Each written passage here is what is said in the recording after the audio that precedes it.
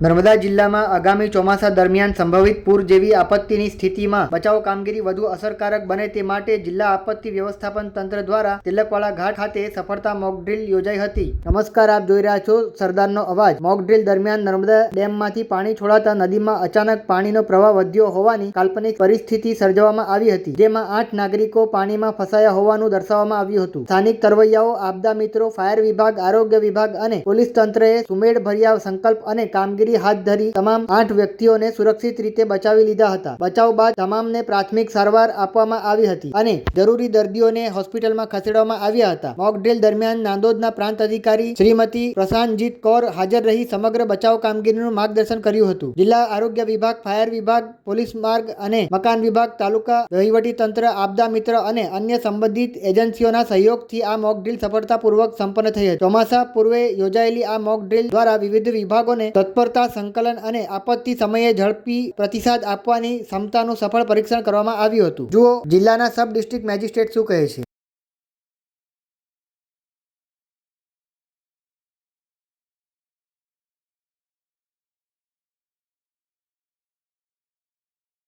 आज तिलकवाड़ा घाट पर एक मॉक ड्रिल कंडक्ट की गई है। ये जो मॉक ड्रिल है ये रिलेटेड टू मॉनसून सीजन से रिलेटेड थी। आगामी कुछ दिनों में मॉनसून शुरू होने वाला है और उसमें जैसे हम जानते हैं कि नर्मदा जिला में 2 मुख्य डैम हैं, तो अगर कभी ऐसा हो कि ऊंचे विस्तार पर, ऊपर वाले विस्तार में ज़्यादा बारिश हो जाए और नीचे जो फ्लड आ जाए तो उसमें क्या करना है, उस तरीके से एक मॉक ड्रिल कंडक्ट की गई थी, जिसमें सभी डिपार्टमेंट्स का अच्छे से सहयोग रहा और पर्टिकुलरली ग्रामजनों को भी बताया गया कि ऐसे इंसिडेंट्स में कैसे रिएक्ट करना होता है।